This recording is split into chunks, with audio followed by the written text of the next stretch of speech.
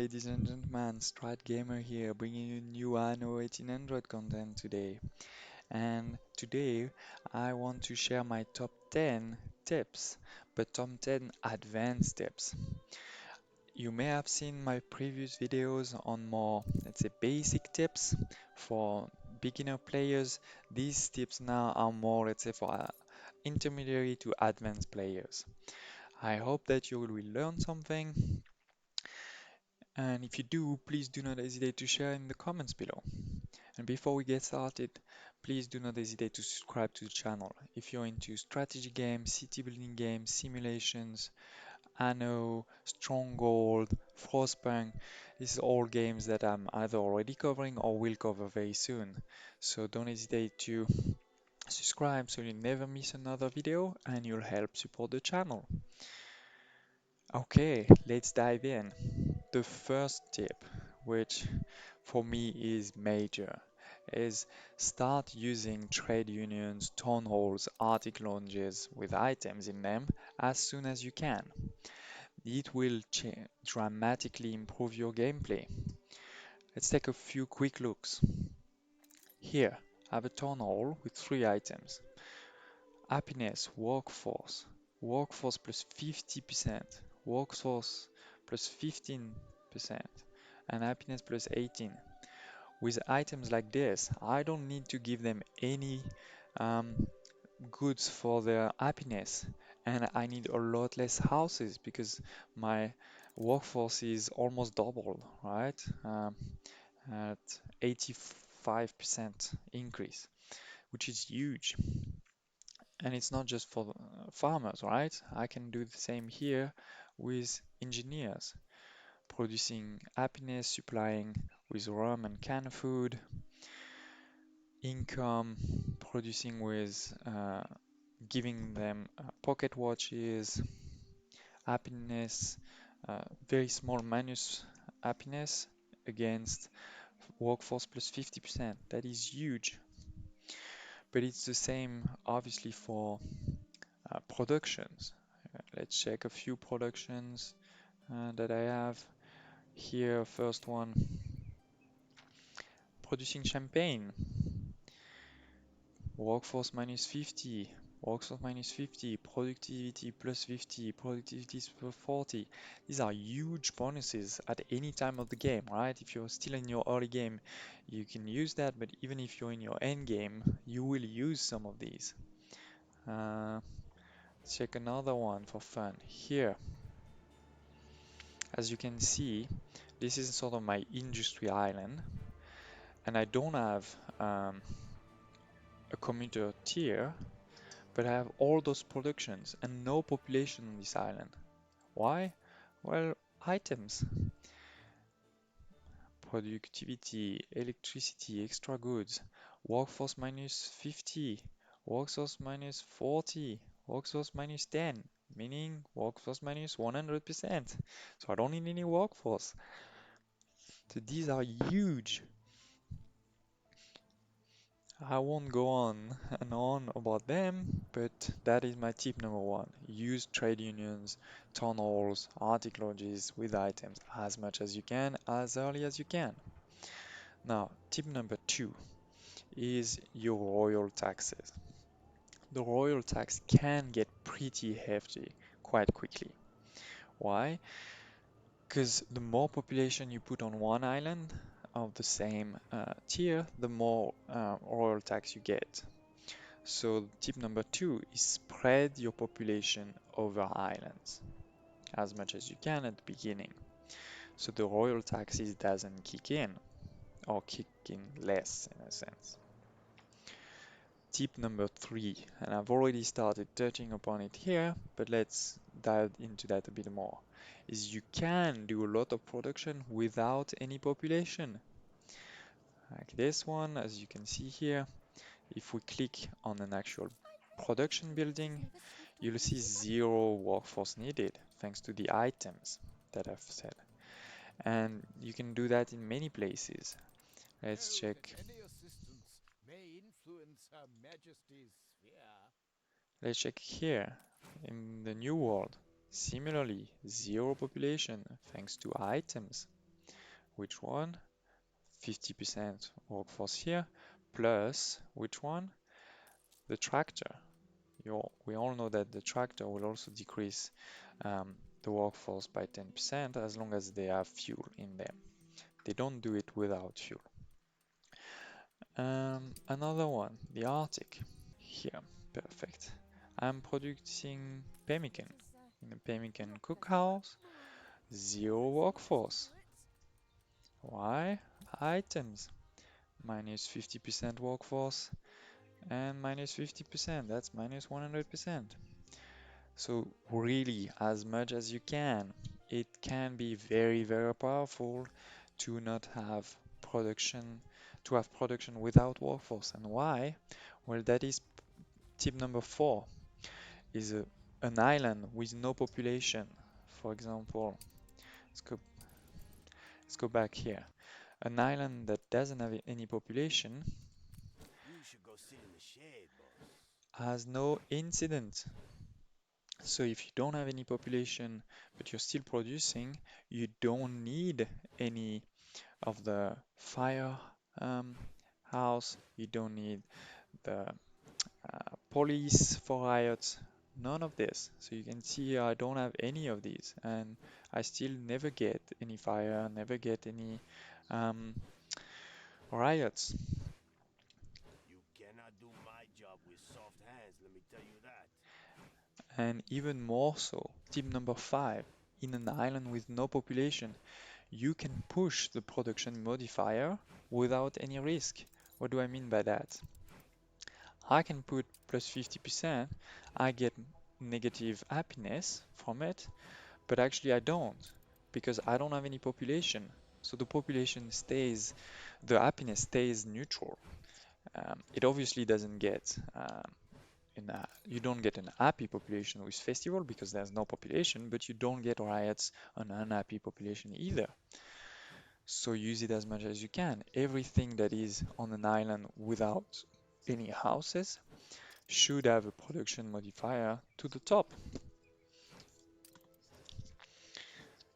Okay, tip number 6, and this one is a very important one, is the consumption is measured by houses and not by residents. What does that mean?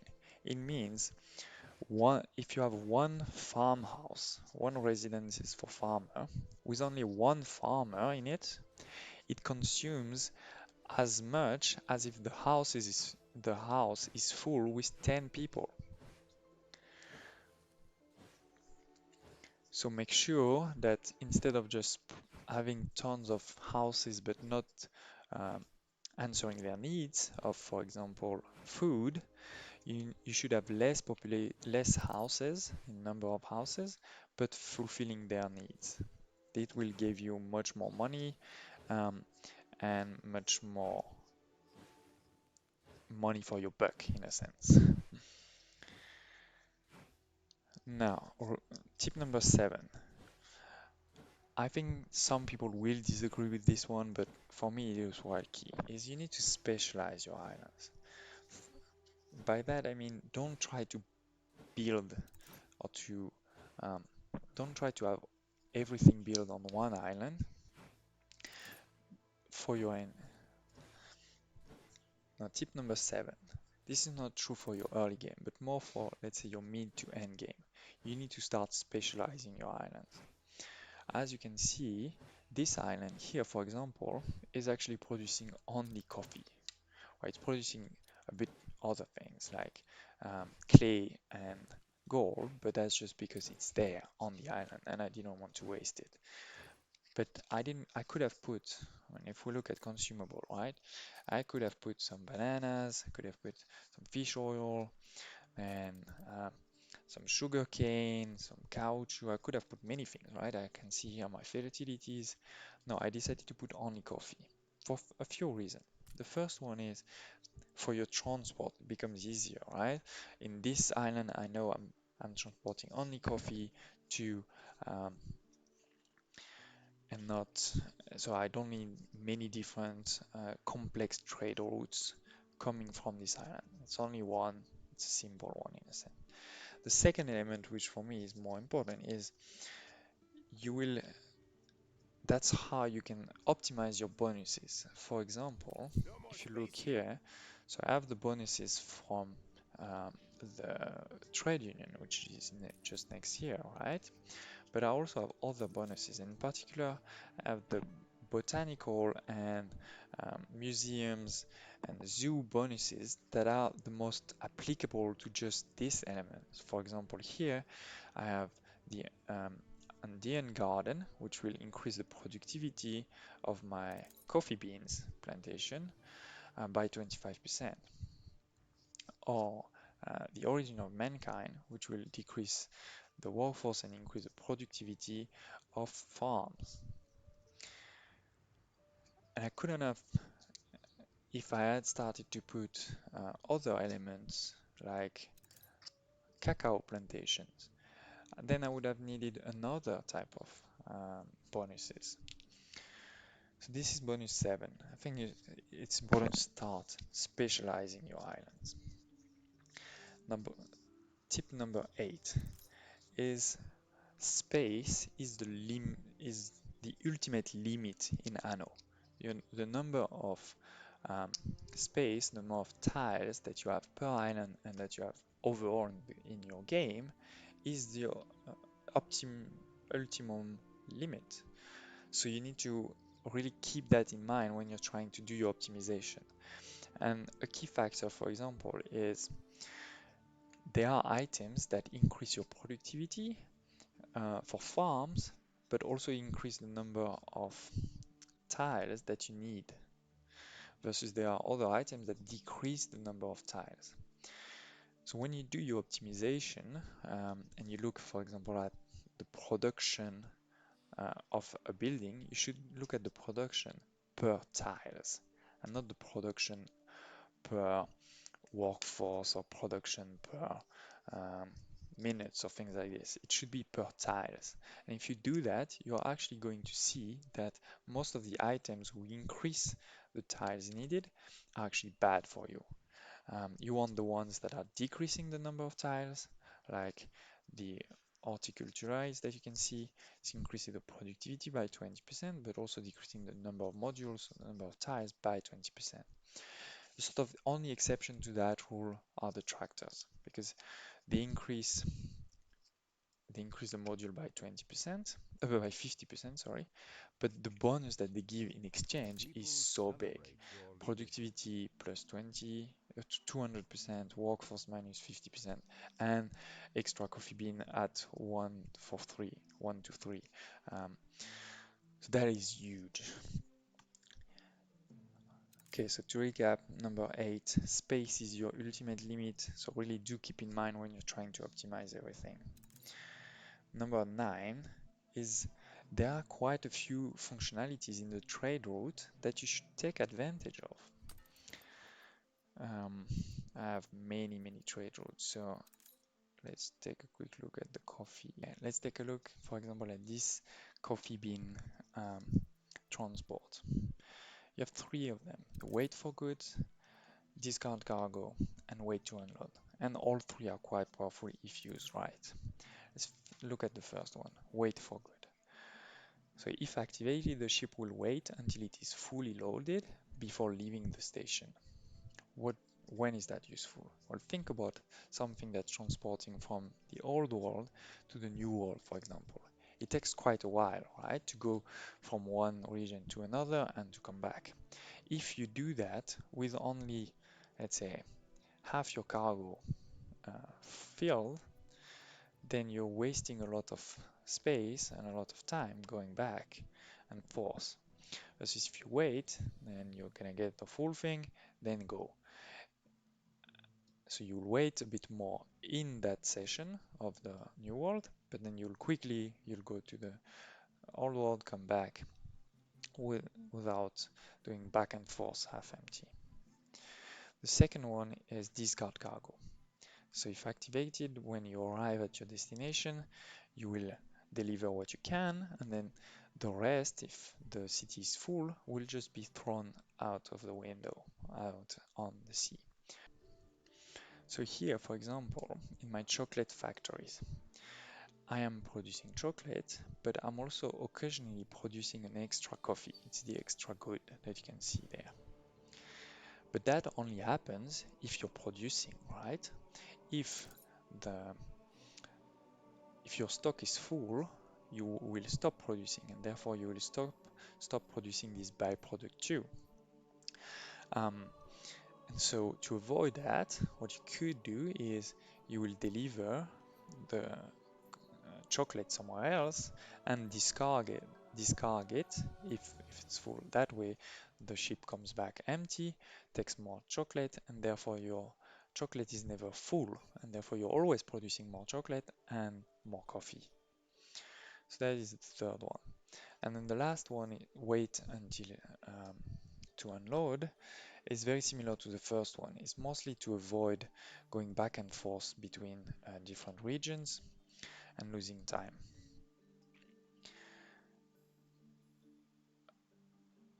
And then the last functionality that's often not really known is let's create a route between two islands. So I'm gonna pick up something, right? And then I'm going to deliver it. But what most people don't know is that then, if you want, you can also pick up something else, and then you deliver it there uh, and then if you go back to your first place, then you can deliver it again, or to another place, right? It doesn't have to be to that same place. So that way, in a single, let's say, trade route and a single ship, you can actually have completely different elements.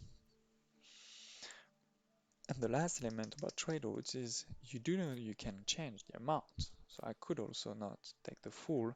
I could also not deliver the full if I wanted, um, and deliver the rest here, for example, either full or not. So that was tip number 9. Use all the functionalities of your trade routes. Number 10, before we go to a bonus one, number 10 is you can buy out enemies. You don't have to destroy them. Well, I've already bought out everybody in this session, but if you click on any islands, you can see the share overview here. And even if it's an enemy, and then you can buy those shares. And if you buy all of them, including the one in the middle, then the island is yours. And if you do that for all of the islands, then that enemy is destroyed without um, going into naval battles and harbor attacks. Especially if they have strong defenses like Bertha guns, this can be very useful. What's worth noting though is that if you buy shares to them, usually in the diplomacy, you will see the reputation that you have with this enemy go down, and at some point they will probably also declare war with you. In particular, if you start buying shares of their main islands. But maybe you do that, you buy the shares, at some point they declare war. Maybe they start attacking a few of your islands, but your navy is stronger than theirs, but their defenses are very strong. So you control the seas, but you don't want to lose all your ships attacking their defenses. Then you may be at war, but you continue buying their shares, and quickly you'll be able to take over their islands. And but don't leave, because now I have a bonus for you. And this bonus is called building clipping. What is building clipping? If you remember, I told you that my tip number 1 was you have to use trade unions, tunnels, Arctic launches as soon as possible and as much as possible. While building clipping is putting 2 trade unions, 2 tunnels, 2 Arctic lodges on one building. So in a sense, Gain an influence bonus. doubling the bonus. For example, here I have this mine. We lack space. Instead of being improved by only one Arctic lodge that you can see here, it has 2 Arctic lodges doing sort of half. Don't touch And any so I get knobs double the bonuses. or levers. And you can do that with any building on any region, as long as the building an area that can be divided by 2. Why by 2? Because you get the bonuses if half of the space is covered by a trade union or by an article or a town hall. So you want half on one and half on the other. I will also post in the description below the wiki page that explains building clipping a bit more, and don't hesitate if you do have questions about it. So here it is, ladies and gentlemen. That was my top 10 advanced tips for, let's say, intermediary to um, good players. I hope you liked it. Let me recap very quickly. Number one, use trade unions, town halls, arctic launches with items as soon as possible and as often as possible. Number two, if you are in the red because of the royal taxes, just spread your population over a few islands and that royal tax will decrease/disappear. Number three, you can do a lot of production without any workforce, without any population. Number four, when you have an island like this with no population, you don't need any fire stations, police, etc. Number five, in an island with no population, you can also push the production modifier to the maximum, 50%, without any risk, because you can't have any riots. Number six, uh, residence consumption on a residence is calculated per house, not per residence. So if you have a residence with one farmer, it consumes the same as one with 10. Number seven, you need to start specializing your islands based on the resources that you produce on transport and the bonuses you can have. Number eight, space is the ultimate limit in Anno. So you want to optimize your usage to minimize the modules of the space used. The only exception to that one being the tractor. Then number nine is use all the functionalities of trade routes. Dumping, waiting, picking up and dropping in the same place, etc. Number 10, if your enemies have very strong defenses, just buy them out. Don't attack them. Many And the priests were bonus pushed one, into the build monastery. and clipping. Most were forced to leave valuable resources behind. Okay, again, We could look for them. I hope you like this How did you... video. How could you... Don't hesitate to press the like button if you did. Leave a comment below if you have a question, a thought, or request for another video. And I hope to see you in my next video.